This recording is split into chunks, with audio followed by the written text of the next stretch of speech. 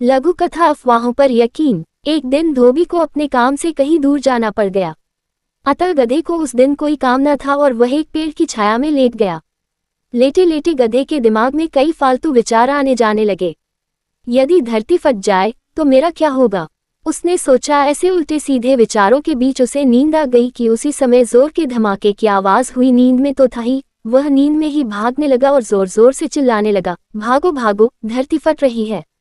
एक बंदर आ रहा था। गधे को भागते देख उसने गधे से भागने का कारण पूछा। भागते भागते ही गधा चिल्लाया, देखते नहीं कि धरती फट रही है? जान प्यारी है तो तुम भी यहाँ से कहीं दूर भाग जाओ। उन दोनों को भागता देख अन्य जानवरों ने भी भागने का कारण पूछा एवं जवाब सुन इनके पीछे भागने लगे। चारों तरफ चीख पुकार और भगदड़ मच गई। सियार, लोमड़ी, हाथी, घोड़े सब भाग रहे थे। शेर अपनी गुफा में चैन की नींद सो रहा था। शोरगुल सुन वह बाहर निकला और दहाड़कर इस भगदड़ का कारण पूछा। महाराज, धरती फट रही है, आप भी भागकर अपनी जान बचाए।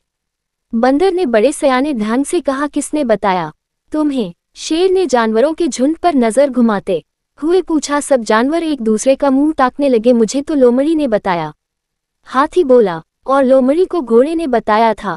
पूछते पूछते बात गधे तक पहुंची। उसी ने तो इसकी शुरुआत की थी, तुम्हें कैसे पता चला? शेर ने गधे से पूछा। गधा थोड़ा घबराया, फिर हिम्मत करके बोला, मैंने अपने कानों से धरती फटने की आवाज सुनी है महाराज। गधे ने कुछ हकलाते हुए उत्तर दिया। शेर ने कहा, ठीक है, मुझे तुम वहां ले चलो।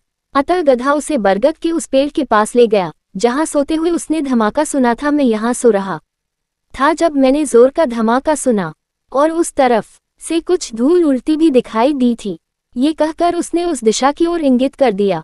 उस दिशा में जाने पर शेर ने पाया कि वहां नारियल का एक ऊंचा वृक्ष था, जिससे कुछ नारियल तेज हवा चलने के कारण एक साथ ही नीचे पड़ी चट्टान पर आन गिरे।